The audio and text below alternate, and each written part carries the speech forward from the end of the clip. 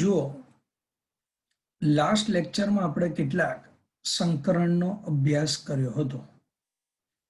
હવે એ જે સંકરણ છે sp2, sp3 અને sp,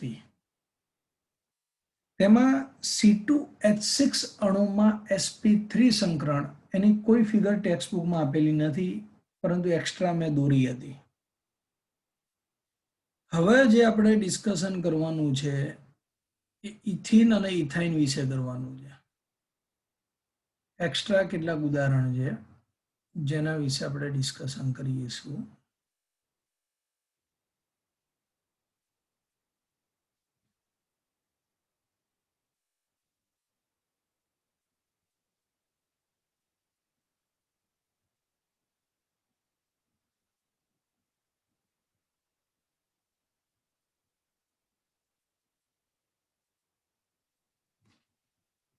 જો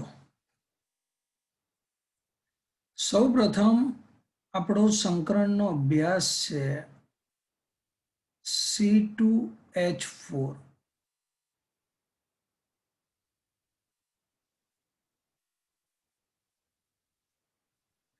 જે ગઈ વખતે આપણે C2H6 જોયું હતું એ C2H6 ઇથેન હતું. આ C2H4 જે છે એ વાસ્તવમાં ઇથિન છે.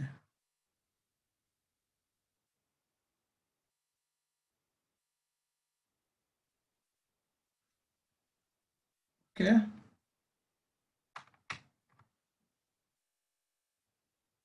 જો હવે ઇથેનમાં કયા પ્રકારનો બંધ છે, કયા પ્રકારનું સંકરણ છે એની સમજૂતી લઈ લઈએ. પહેલી જ વસ્તુ તો ઇથિનમાં જે કાર્બન પરમાણુ છે, આ કાર્બન પરમાણુનું સંકરણ sp2 સંકરણ છે.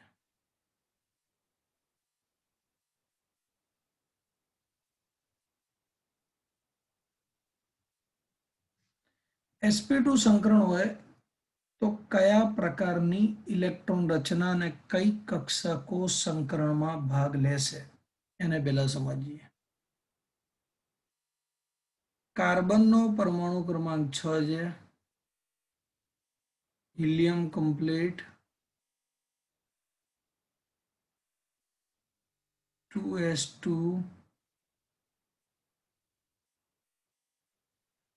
2p2. ઓકે, કાર્બનનો પરમાણુ ક્રમાંક 6 છે એટલે હિલિયમ કમ્પ્લીટ 2s2 2p2. આટલું તમને ખ્યાલ છે.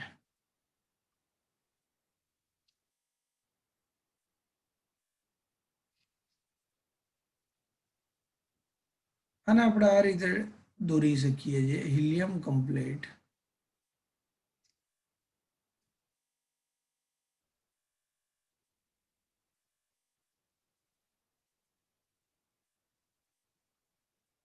2s અને 2p.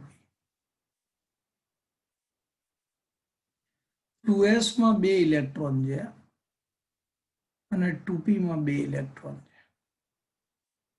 ઓકે, હવે કાર્બન પરમાણુની ઉત્તેજિત અવસ્થા અહીંયા C સ્ટાર કરી દઈશ. ઉત્તેજિત અવસ્થા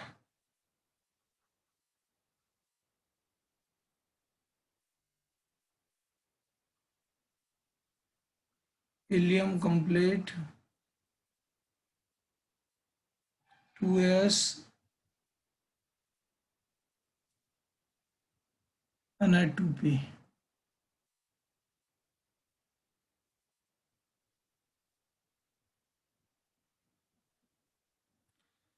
ઉત્તેજિત અવસ્થામાં 2s જે છે, 2s જે તમે જોઈ રહ્યા છો તેનો એક ઇલેક્ટ્રોન 2p માં દાખલ થશે.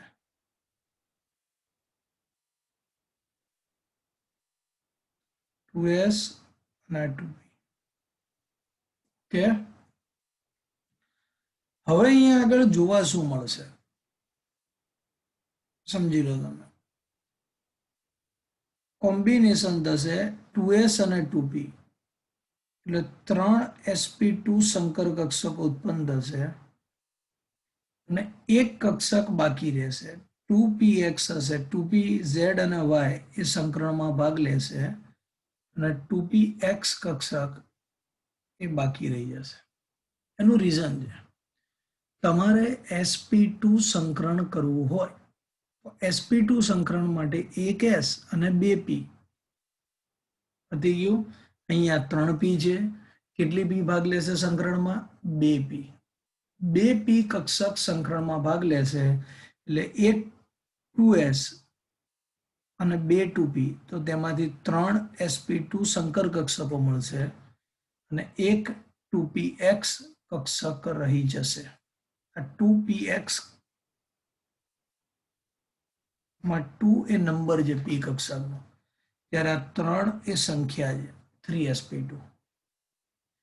તો એનો અર્થ એવો કહી શકીએ આપણે કે પ્રત્યેક કાર્બન પરમાણુ પાસે, અહીંયા 2 કાર્બન પરમાણુ છે, પ્રત્યેક કાર્બન પરમાણુ પાસે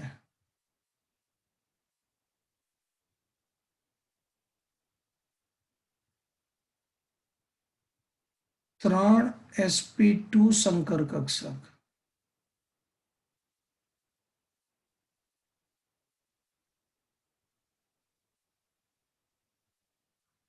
અને એક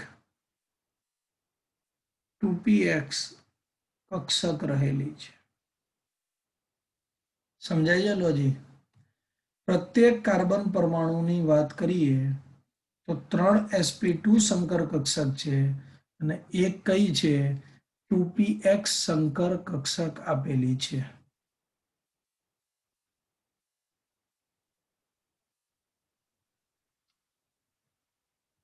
હવે આપણે આના આકાર ડ્રો કરીએ. મેન આકાર જ છે, એના પરથી લખાણ ને બધું થઈ શકે છે.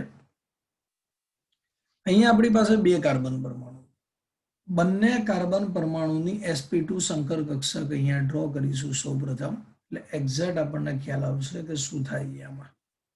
જો આ એક કાર્બન પરમાણુ છે, એની 3 કક્ષકો છે, 1 2 3. આ બીજો કાર્બન પરમાણુ છે,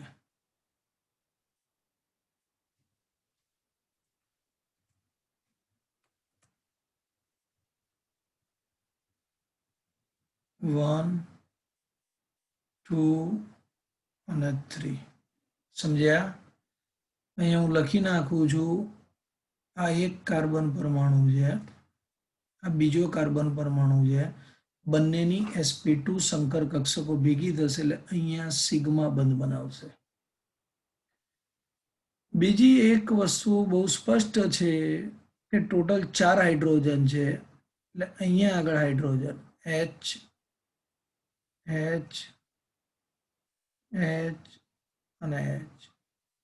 આ વસ્તુ બરોબર યાદ રાખવી કેમ જરૂરી છે એનું એક રીઝન હું તમને કહું. જ્યારે ઓર્ગેનિક કેમિસ્ટ્રી ચાલશે ત્યારે આ બધી થિયરી ફરી રિપીટ થાય છે.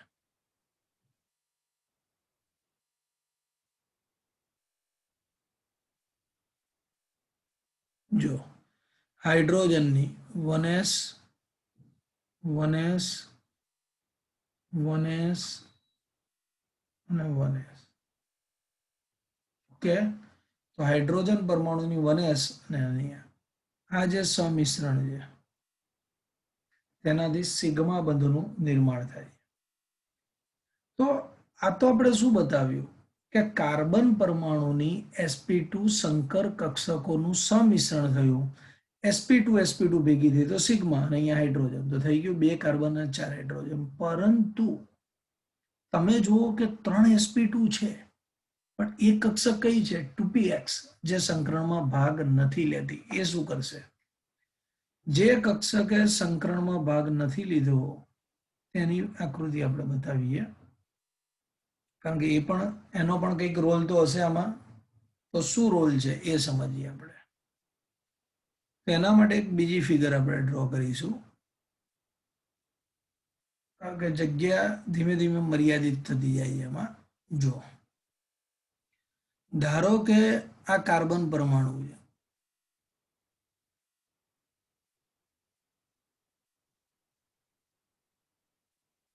અહીંયા એક કાર્બન પરમાણુ છે અને અહીંયા એક કાર્બન પરમાણુ. હવે આ બંને કાર્બન પરમાણુઓ છે, તો આ જે હાઇડ્રોજન છે એ તો આપણે દર્શાવી દીધા, એટલે એને આપણે સીધી લીટી વડે દર્શાવી શકીએ. અહીંયા આપણે લખી નાખીએ કાર્બન, અને અહીંયા પણ કાર્બન. સમજાય છે? હાઇડ્રોજન, હાઇડ્રોજન અને હાઇડ્રોજન. ચલો એટલા બંધ તો બની ગયા છે. બીજો જે એક બંધ બતાવવો છે આપણે, હવે માત્ર પાઈ બંધ બતાવવો છે, પણ આપણે એવું નહીં કરીએ, આપણે સિગ્મા બંધ પણ અહીંયા કમ્પ્લીટ છે. કાર્બનની સંયોજકતા 4 છે, તે 4 બંધ બનાવશે. તો આ જે ફિગર છે એ પ્રમાણે આ તો થઈ ગયું કે કાર્બન પાસે 2 હાઇડ્રોજન સેટ થઈ ગયું. હવે પ્રશ્ન એ ઉદ્ભવે છે આમાં કે આ જે 2px કક્ષક છે એ ક્યાં છે? તો એ સમજીએ આપણે કે 2px કક્ષક ક્યાં છે. Carbon hydrogen, hydrogen carbon hydrogen સાથે જોડાઈ ગયો છે. હવે જે 2px કક્ષક છે એ આ સમતલને લંબ છે. જો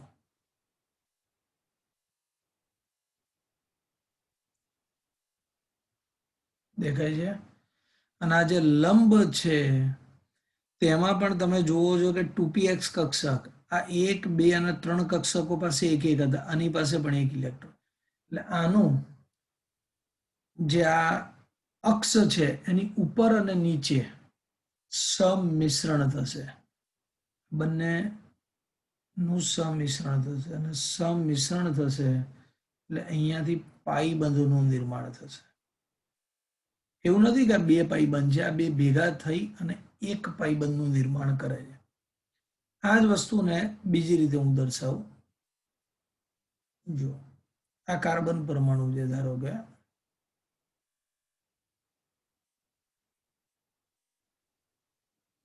હવે એ કાર્બન પરમાણુની બધી જ કક્ષકો આપણે દર્શાવીએ છીએ.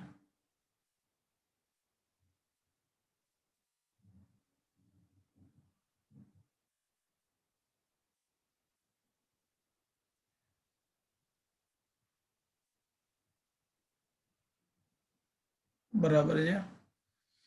આ જે મિક્સ થાય છે, જે આપણે જોયું મિક્સ થયું છે, આને હવે એક જ આકૃતિ તરીકે આપણે બતાવીએ. જો આખું મિક્સ થઈ ગયું, કયો બંધ કહીશું આને? સિગ્મા. અહીંયા પણ હાઇડ્રોજન, હાઇડ્રોજન, હાઇડ્રોજન અને હાઇડ્રોજન.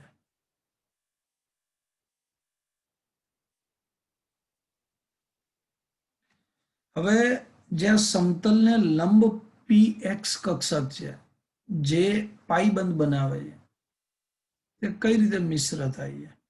એ સમતલની ઉપર આ રીતે અને સમતલની નીચે આ રીતે મિશ્ર થઈ જાય, એટલે પાઈ બંધનું નિર્માણ થાય. બંને એક જ પાઈ બંધ છે, એવું નથી કે 2 પાઈ બંધ આપેલા હોય. સમજાય છે? તો આ જે આકૃતિ ફર્સ્ટ છે એ માત્ર સિગ્મા બંધ દર્શાવવા માટે છે, જ્યારે આમાં પાઈ બંધ પણ દર્શાવેલા છે.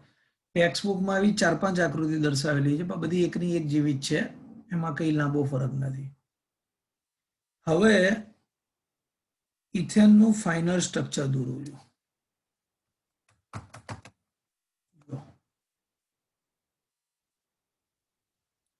કાર્બન, કાર્બન,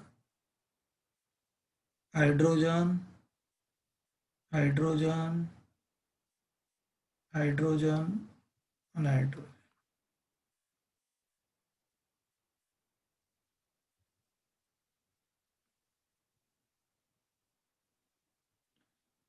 હવે તમે ધ્યાનપૂર્વક જુઓ તો આ જે બંધ છે એ બધા સિગ્મા બંધ છે,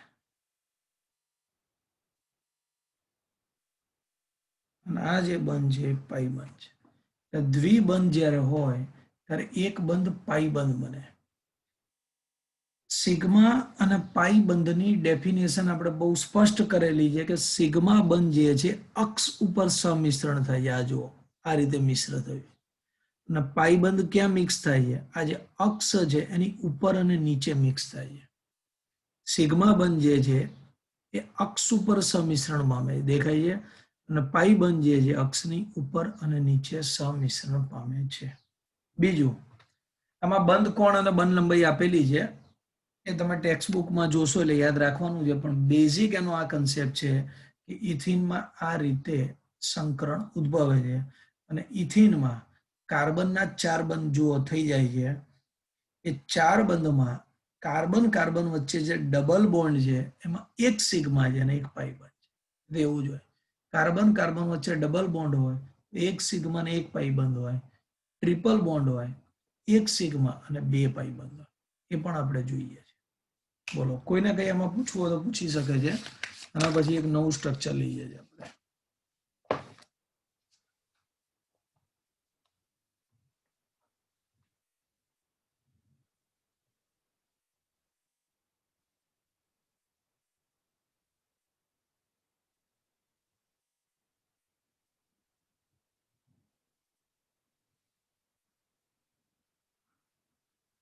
C2H2 શું નામ થાય C2H2 નું?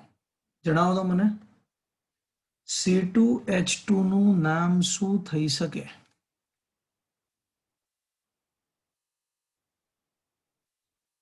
બોલો, કોને આવડે છે? 10th માં તમારે આવી ગયું છે ઓર્ગેનિક કેમિસ્ટ્રી.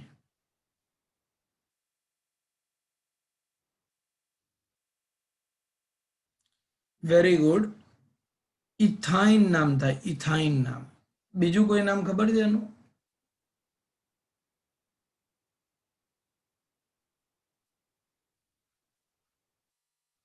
પરફેક્ટ નામ છે ઇથાઇન નામ. બીજું એનું એક નામ છે એસિટિલિન.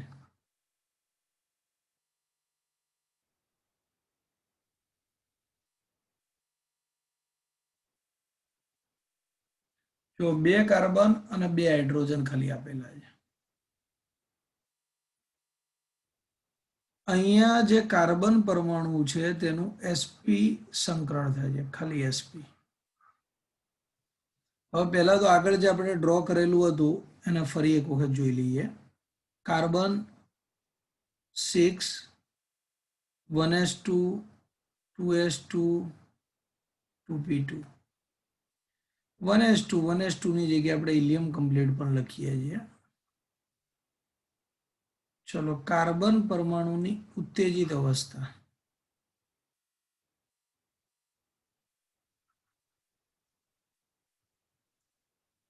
કાર્બન પરમાણુની ઉત્તેજિત અવસ્થામાં આપણે આ રીતે લખી શકીએ, હિલિયમ કમ્પ્લીટ.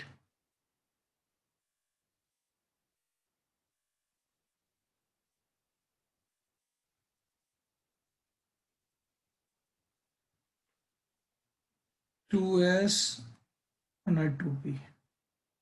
ટોટલ 4 ઇલેક્ટ્રોન છે, 1 2 3 અને 4. હવે આનું કોમ્બિનેશન થશે, આનું અને આની એક કક્ષકનું. અહીંયા આપણે sp સંકરણ કરવું છે. sp સંકરણ એટલે શું? એક s અને એક p, એક s અને એક p, 2 p રહી ગઈ. sp સંકરણ માટે આપણે આવો સ્પષ્ટ કન્સેપ્ટ લખી શકીએ કે અહીં 2 sp ઉત્પન્ન થશે પ્લસ 2 કક્ષકો રહી જશે. કઈ 2 કક્ષકો રહી જશે? તો 2px અને 2py. 2pz સંકરણમાં ભાગ લેશે. બોલો, સમજી ગયા? sp એટલે એક s અને એક p કક્ષકો સંકરણમાં ભાગ લે. જો s અને p નું સમિશ્રણ થાય તો 2 કક્ષકોના સમિશ્રણથી 2 સંકર કક્ષકો ઉત્પન્ન થશે અને 2 કક્ષકો રહી જશે. કઈ 2 રહી જશે? 2px અને 2py. આ બંને રહી જશે. ઓકે.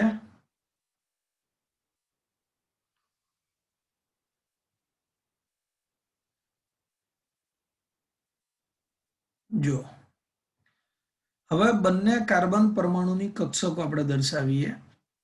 संकरण sp જે ફર્સ્ટ કાર્બન લઈએ સેકન્ડ કાર્બન બંને કાર્બન પરમાણુ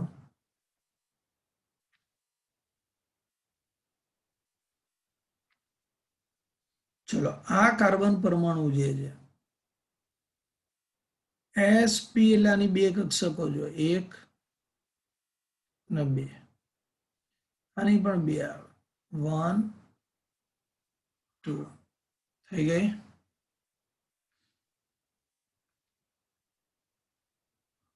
हाइड्रोजन 1s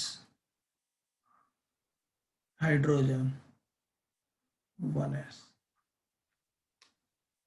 तो अहींया तमे ध्यानपूर्वक जुओ कि आ जे कार्बन परमाणु है एनु sp અને આ કાર્બન પરમાણુને sp કાર્બનનું sp એટલે બે કક્ષકો આની sp એટલે બે કક્ષકોનો વચ્ચે બંધ બનશે સિગ્મા બંધ થઈ ગયો ઓકે સમજાઈ ગયું તમને એક્ઝેક્ટ પરફેક્ટ સારું હવે તમારે શું કરવાનું કે sp સંકરણના કારણે એક સિગ્મા બનતો થઈ ગયો C2H2 પણ થઈ ગયું જો પરંતુ જે કક્ષકો સંકરણમાં ભાગ નથી લેતી એનું શું જે કક્ષકો સંકરણમાં ભાગ નથી લેતી એવી કક્ષકો શું કરશે તો જે કક્ષકો સંકરણમાં ભાગ નથી લેતી એવી જે કક્ષકો છે એ પાઈ બંધનું નિર્માણ કરશે એટલે આ જ આકૃતિ હું તમને ફરી એક વખત સમજાવું છું પાઈ બંધ અને સિગ્મા બંધ બંને આની અંદર આપણે સમજીએ જો કાર્બન અને કાર્બન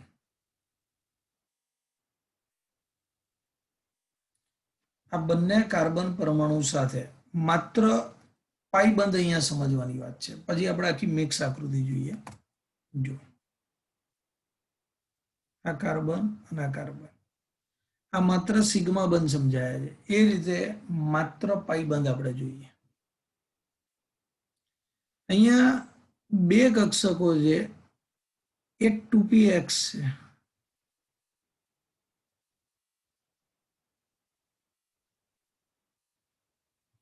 અને બીજી 2py છે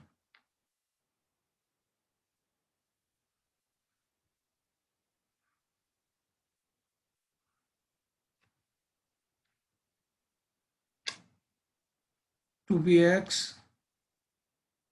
एक्स 2py 2py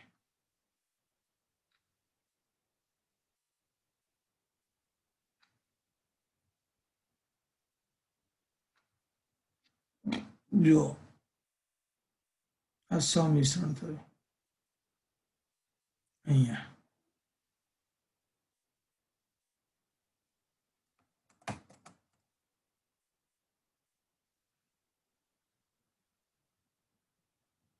जो ब्लू ब्लू जोड़े અને રેડ રેડ જોડે તો આ રીતે સમિશ્રણ થયું અને સમિશ્રણ થશે એટલે પાઈ બંધનું નિર્માણ થશે આ 2px એટલે પાઈ બંધ 2py એટલે પાઈ બંધ અહીંયા પણ પાઈ બંધ અને પાઈ બંધ વાસ્તવમાં પાઈ બંધ તો બે જ બને છે પણ જે અક્ષ છે તેની ઉપર અને નીચે સમિશ્રણ આપણને જોવા મળે ફાઇનલ સ્ટ્રક્ચર જોઈએ આપણે તો કાર્બન કાર્બન હાઇડ્રોજન હાઇડ્રોજન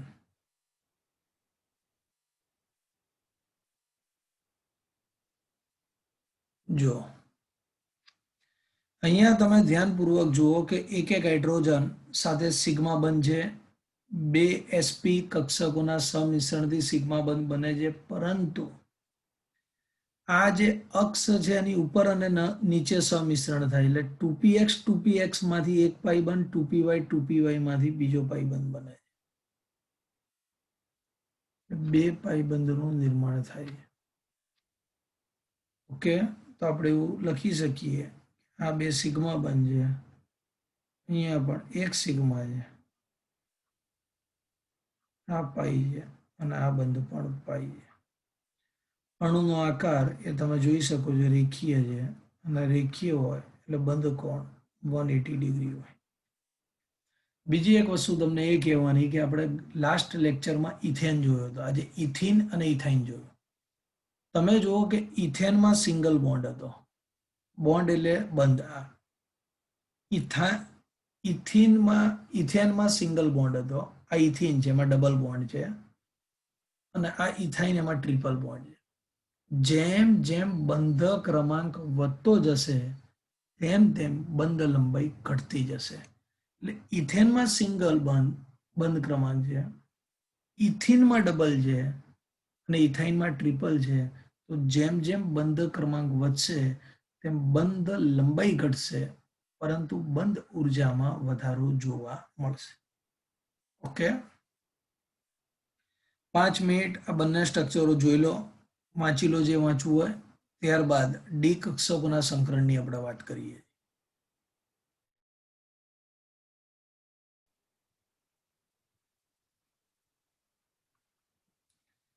હવે જે આપણે સંકરણ જોવું છે એ ડી કક્ષકોનું સમાવેશ થાય તેવા સંકરણનો અભ્યાસ કરવો છે આપણે. PCl5 ની રચના વિશે આપણે વાત કરીશું આજે.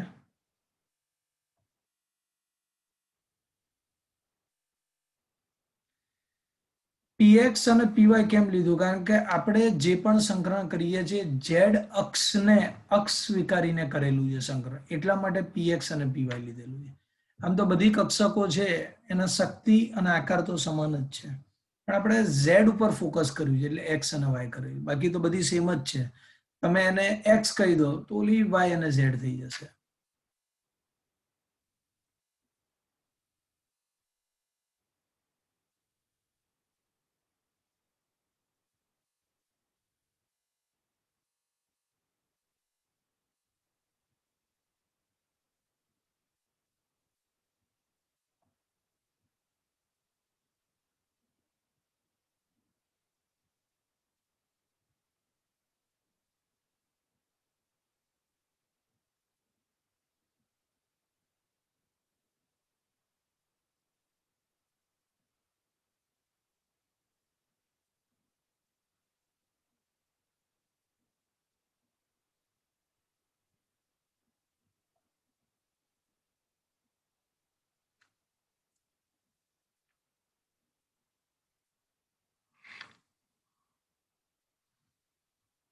જો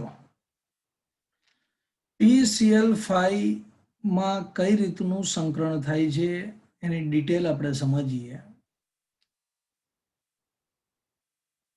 પહેલું તો ફોસ્ફરસ નો પરમાણુ ક્રમાંક 15 છે.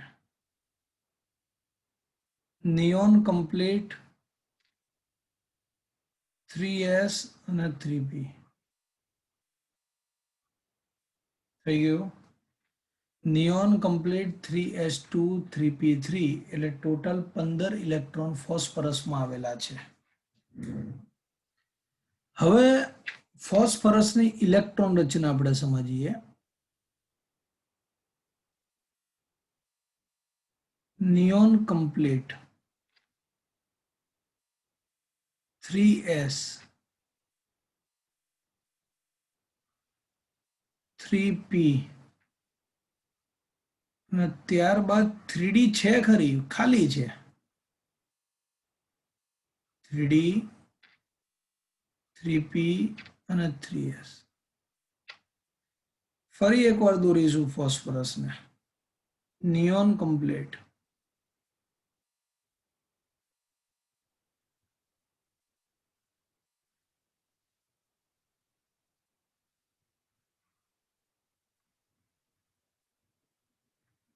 અને ફાઇનલી PCl5. PCl5 માં જે કક્ષકો છે એનું કઈ રીતે સંમિશ્રણ થાય એ સમજાવું તમને. જો સમજી લો, ફોસ્ફરસની 3s કક્ષકમાં 2 ઇલેક્ટ્રોન છે એટલે અહીંયા 2 3p જે છે એ 3p માં 3 ઇલેક્ટ્રોન છે, એટલે 1 2 3 અને આ ખાલી છે. પણ આ જે અવસ્થા છે એ નોર્મલ અવસ્થા છે, જેને આપણે ધરા અવસ્થા કહીએ છીએ. ધરા અવસ્થા એટલે કેવી અવસ્થા? નોર્મલ અવસ્થા. જે ઇલેક્ટ્રોન રચના જે કન્ડિશનમાં આપણે લખીએ છીએ તેને આપણે નામ આપીએ છીએ ધરા અવસ્થા. પછી તમને ખબર છે ઉત્તેજિત અવસ્થા, જેમ કે આપણે સંકરણના નિયમોમાં જોયો તો બઢતી, આ બઢતી આને કહેવાય ઉત્તેજિત અવસ્થા. અને કેમ આવશે ઉત્તેજિત અવસ્થા એનું રીઝન તમને કહું. બંધ કોણ બનાવે? બંધ એ બનાવે જેની પાસે અયુગ્મિત ઇલેક્ટ્રોન હોય, એટલે એકલો ઇલેક્ટ્રોન હોય. કારણ કે બંધ કઈ રીતે બને છે? એક ફોસ્ફરસનો ઇલેક્ટ્રોન, એક ક્લોરીનનો ઇલેક્ટ્રોન અને એક બંધનું નિર્માણ થાય છે. અહીંયા તમે જુઓ ફોસ્ફરસ જોડે કેટલા ઇલેક્ટ્રોન છે? 3 જ અયુગ્મિત ઇલેક્ટ્રોન છે, 3 જ એકલા ઇલેક્ટ્રોન છે. આ તો ડબલ છે, આ બંધ ના બને. એટલે ઉત્તેજિત અવસ્થામાં આ ઇલેક્ટ્રોન છે એ 3D માં જશે. કેટલા થઈ ગયા? 5 થઈ ગયા. આપણે જરૂર કેટલી છે? 5. PCl5, 5 chlorine, 5 electron. અહીંયા 1 2 3 4 અને 5. આ 5 કક્ષકો મિક્સ થઈ જશે, આ 4 રહી જશે. 5 કક્ષકો મિક્સ થશે. આ કક્ષકોમાં ક્લોરીન જે છે એનો 1 ઇલેક્ટ્રોન દાખલ થશે. આગળની જેમ જ છે, પણ આગળની જેમ દોરવું અહીંયા શક્ય નથી, કારણ કે ધીમે ધીમે 3D વધતું જાય છે.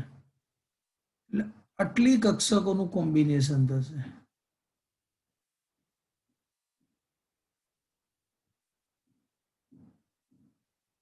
જો અને આટલી કક્ષકોનું કોમ્બિનેશન થશે.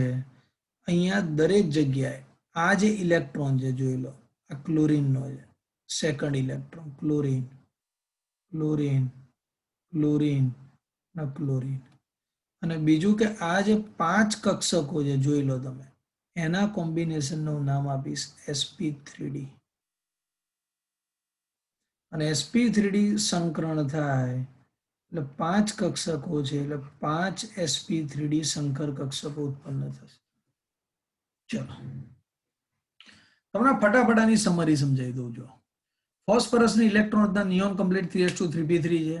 ઉત્તેજિત અવસ્થામાં 3s નો એક ઇલેક્ટ્રોન 3d માં દાખલ થાય છે. હવે શું થાય છે ધ્યાન રાખો. એક 3s 3 3p અને એક 3d. શું?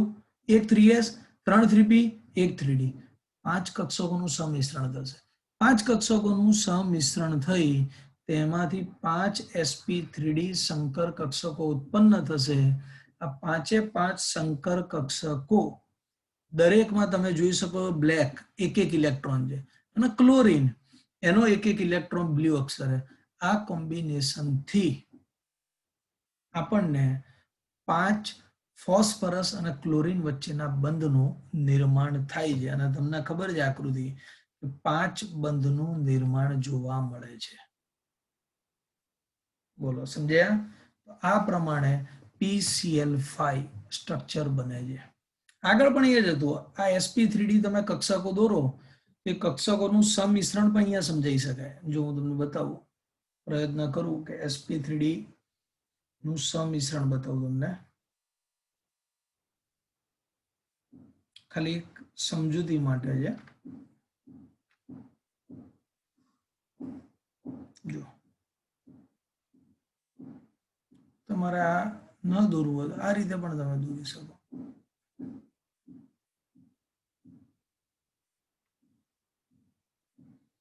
ધારો કે આ એક ફોસ્ફરસ છે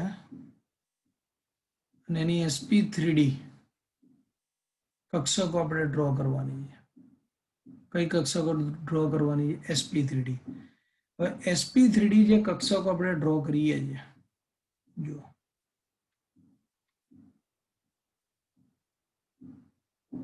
એક અહીંયા, એક અહીંયા, 3 સમતલની ઉપર અને સમતલની નીચે.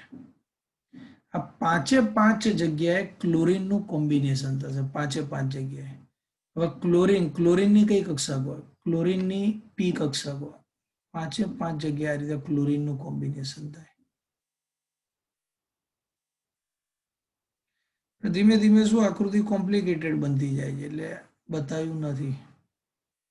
ક્લોરીન, ક્લોરીન, ક્લોરીન, ક્લોરીન અને ક્લોરીન અને વચ્ચે આ ફોસ્ફરસ. સમજાય છે? આ તમારી જાણ માટે છે કે આવું થઈ શકે છે. 5sp3d. હવે આ કક્ષકો કઈ રીતે ગોઠવાશે અને એના આકારમાં શું જોવાનું છે એને સમજીએ. કોઈ તમને પૂછે PCl5 માં સંકરણ કયું? sp3d.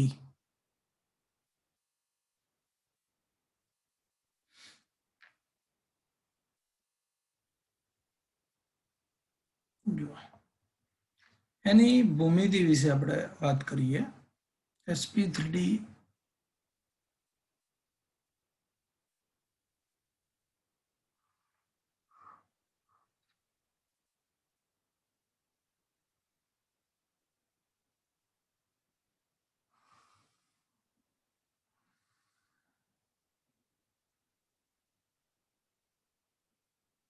જો PCl5 તમને આપણે આગળ આકાર જોયેલો છે એટલે ખ્યાલ તો છે જ કે કઈ રીતે બંધારણ બને છે.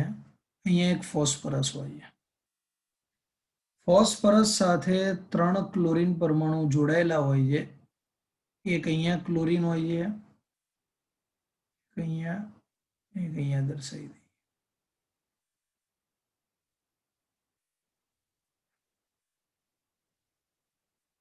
જુઓ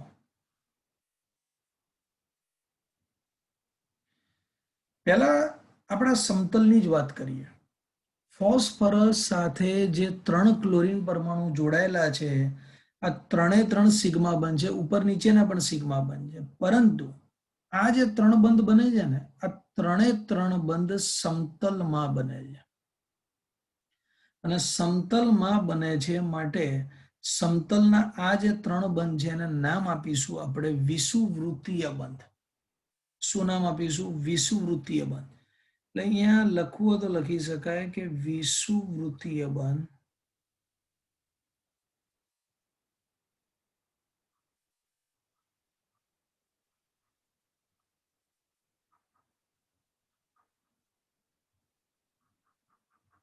ઇક્વિટોરિયલ વિષુવવૃત્તીય બંધ.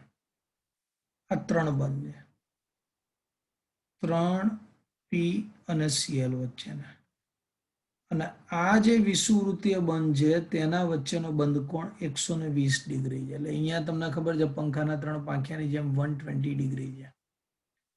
પરંતુ બાકીના જે 2 ક્લોરીન પરમાણુ છે, એ ક્લોરીન પરમાણુ સમતલની ઉપર અને નીચે 90 ડિગ્રી હશે. સમતલની ઉપર અને સમતલની નીચે 90 ડિગ્રી હશે.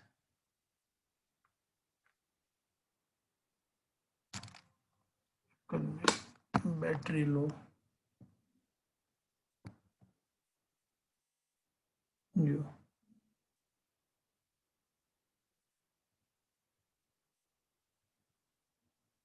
દેખાય છે તમને? સમતલની ઉપર અને નીચે 90 ડિગ્રી છે. આવા જે બંધ છે, આ બંધને આપણે નામ આપીશું અક્ષીય બંધ.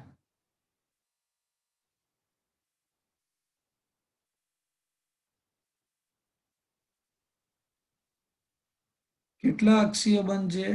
2 છે. અને જે સમતલ સાથે 90 ની એંગલે ગોઠવાયેલા છે. પછી તમને એનું રહસ્ય બધું સમજાવું છું. જો આમાં થાય શું કે ફોસ્ફરસ સાથે આ 3 ક્લોરીન પરમાણુ એક જ સમતલમાં 120 ડિગ્રીએ ગોઠવાયેલા છે. પરંતુ સમતલની ઉપર અને સમતલની નીચે આ જે એક પરમાણુ છે ને સમતલની ઉપર અને નીચે, એ આ જે સમતલ છે એની 90 ડિગ્રીએ ગોઠવાયેલા છે. એટલે થાય શું કે આ 3 120 ની એંગલે છે, એટલે દૂર છે, અપાકર્ષણ ઓછું છે.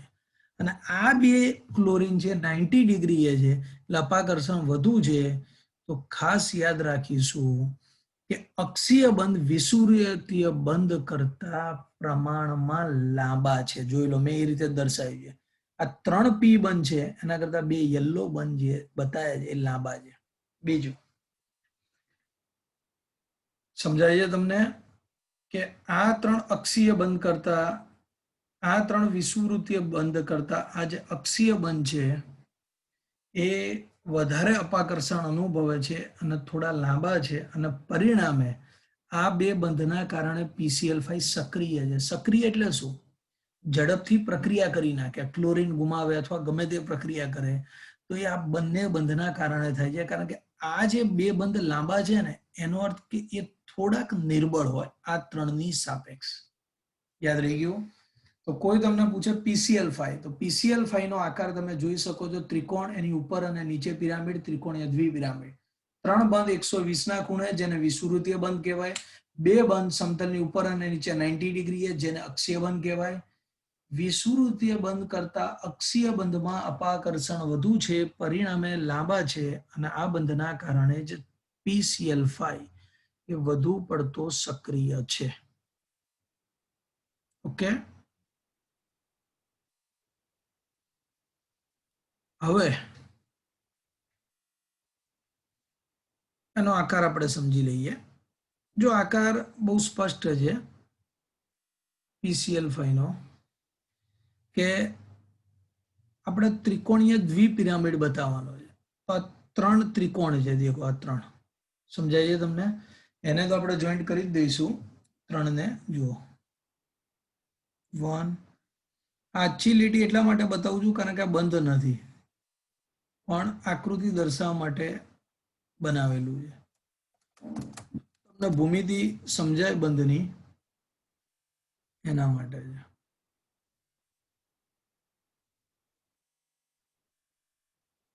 થઈ ગયું ત્રિકોણ, એની ઉપર 1 2 3 થઈ ગયો.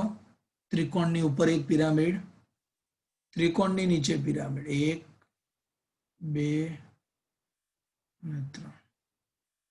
ઓકે, તો અણુનો આકાર આપણે લખીશું ત્રિકોણીય દ્વિપિરામિડ.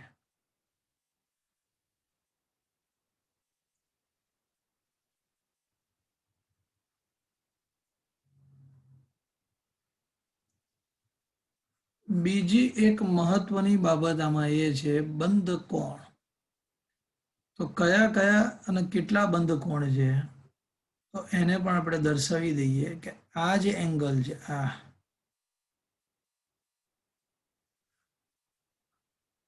120 છે. આ જે એંગલ છે 120 છે, પરંતુ આ જે એંગલ છે સમતલ સાથે તો આ 90 છે.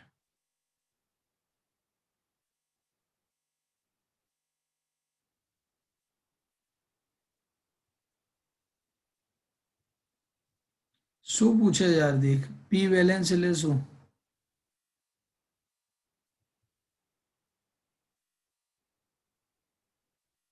બોલ હાર્દિક, અનમ્યુટ થઈ શકે. શું પૂછવું છે તારે? સર હું એમ કહું છું કે P ની સંયોજકતા -3 છે અને Cl ની -1, તો PCl5 કઈ રીતે થઈ શકે? કોણે તને કીધું કે P ની સંયોજકતા -3 છે? તો શું થાય? 15 ને એનો પરમાણ્વીય ક્રમાંક, તો એને 3 ની જરૂર છે. જરૂર છે, પણ આમાં એવું નથી કરતો. આની અંદર P ની સંયોજકતા +5 છે. એ જે આપણે ભણ્યા ને સંયોજકતા, એટલે ખાલી નોર્મલ ઉદાહરણો હતા. PCl5 યાદ રાખો, એમાં P ની સંયોજકતા કેટલી છે? +5 છે. તમે નહીં માનો, નાઇટ્રોજનમાં આપણે એવું ભણ્યા કે નાઇટ્રોજનની બાહ્ય કક્ષામાં 5 ઇલેક્ટ્રોન છે. 5 ઇલેક્ટ્રોન છે તો એની સંયોજકતા કેટલી છે? 3 સ્વીકારે તો -3 છે.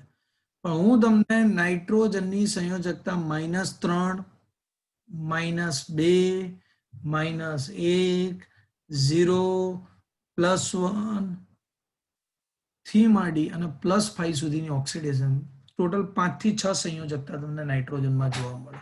એટલે બધા એબનોર્મલ કેસ હોય છે. રેડોક્સ રિએક્શન નામનું ચેપ્ટર તમારું ચાલશે ત્યારે તમને ખ્યાલ આવશે કે આપણે જે આ બધું કરીએ છીએ કે એક એક સંયોજકતા, એવું નથી હોતું.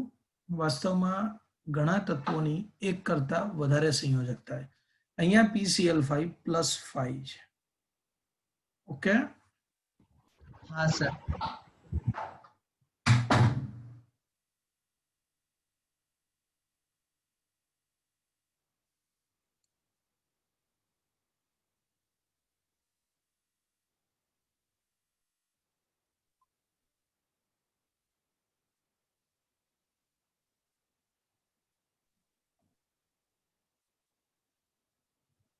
જો હવે જે આપણે વાત કરવાની છે એ વાત આપણે જોઈ લઈએ. એક જ મિનિટ.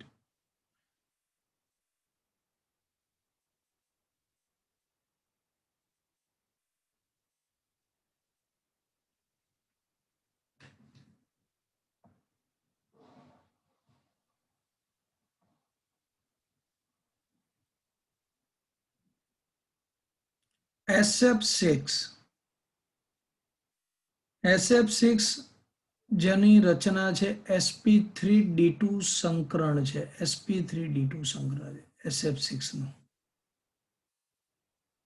જોઈ લઈએ. SF6 પણ આવડી જશે, કશું એમાં અઘરું છે નહીં SF6 માં.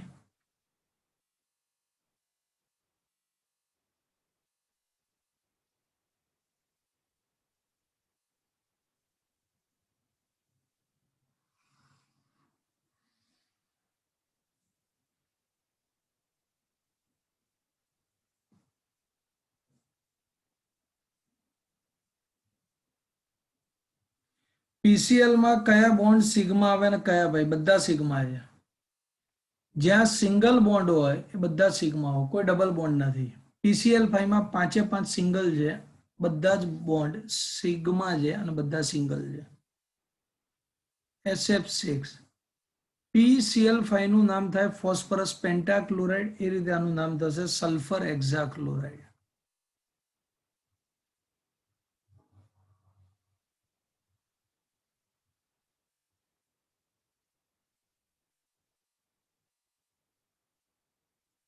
યસ, SF6 માં સલ્ફરની સંયોજકતા +6 આવશે. સાચી વસ્તુ છે. Sulphur hexa fluoride.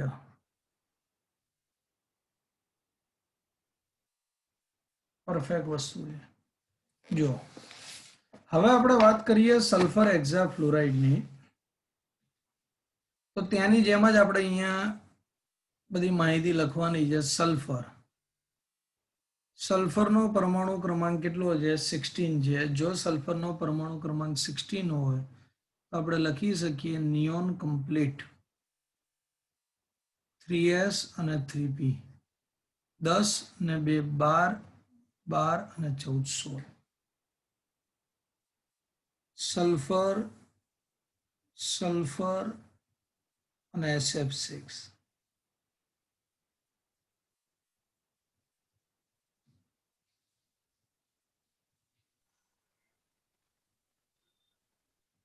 અહીંયા લખીશું ધરા અવસ્થા,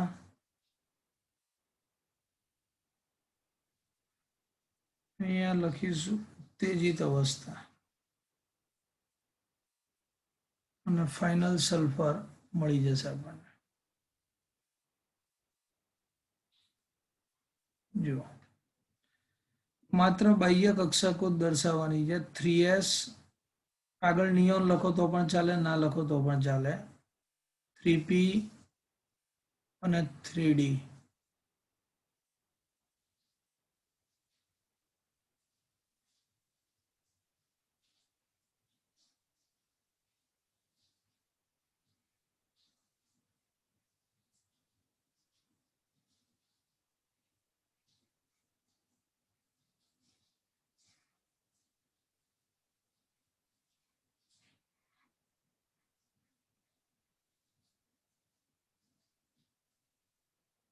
જો સલ્ફરની s કક્ષક જે છે 3s 3p અને 3d. 3d ખાલી છે અત્યારે.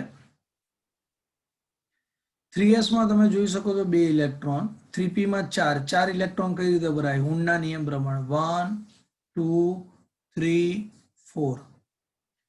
હવે તમે ધ્યાનપૂર્વક જુઓ કે સલ્ફરે કેટલા બંધ બનાવવાના છે, તો સલ્ફરે 6 બંધ બનાવવાના છે. તો તેના માટે તેની પાસે 6 અયુગ્મિત ઇલેક્ટ્રોન હોવા જોઈએ, સિંગલ ઇલેક્ટ્રોન હોવા જોઈએ. પણ અહીંયા આગળ તમે જો 2 જ અયુગ્મિત છે, એટલે 2 ઇલેક્ટ્રોન 3D માં જશે. ટૂંકમાં જે 6 ઇલેક્ટ્રોન છે એ સિંગલ થઈ જશે. થઈ ગયા સિંગલ.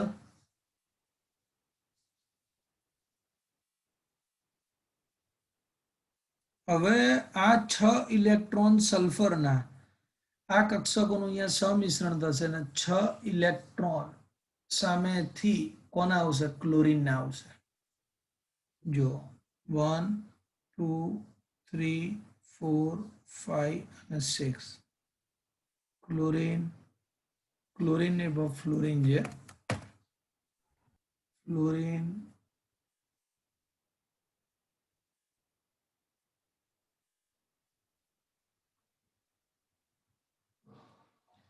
બીજી એક વસ્તુ કે અહીંયા જે સમિશ્રણ થાય છે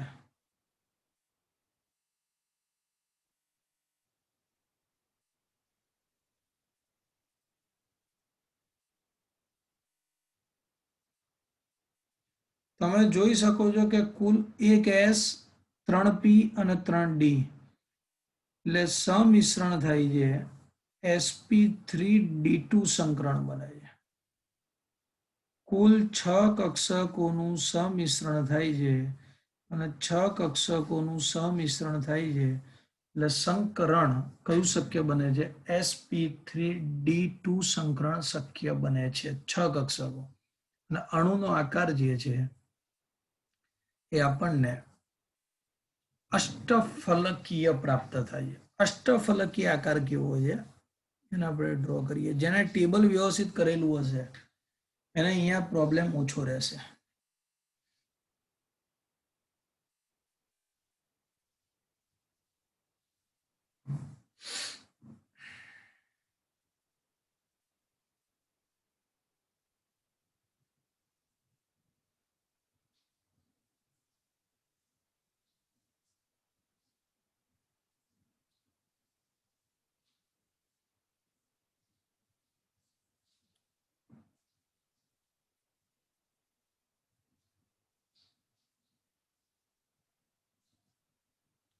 તો 6 ફ્લોરીન છે. અહીંયા આગળ એક સમતલમાં તમે જોઈ શકો છો આ 4 બંધ છે એટલે એક જાતનું ચોરસનું નિર્માણ થઈ ગયું છે. જો એટલે 90 ડિગ્રી છે અને ઉપર અને નીચે પણ 90 ડિગ્રી, એટલે બધા ઇક્વિવેલન્ટ છે, બધા જ 90 ડિગ્રી આવેલા છે. કોઈ એવું નથી કે દૂર છે અને કોઈ નજીક નથી, બધા જ 90 ડિગ્રી આવેલા છે. ત્યાં કેવું હતું કે સમતલ ના જે બંધ હતા એ 120 હતા અને ઉપર નીચેના 90 હતા. અહીંયા સમતલમાં 4 છે અને ચોરસ હોય તેના જે વિકર્ણો બની જાય તો 90 90 અને ઉપર નીચે પણ 90 થશે.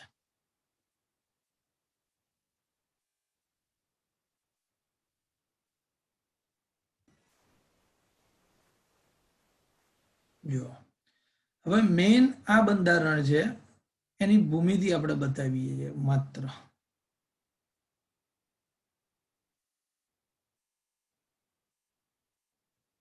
જો ચોરસ,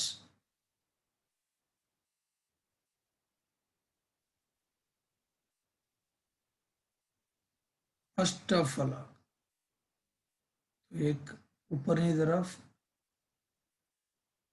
બીજું નીચેની તરફ. કે અણુનો આકાર થશે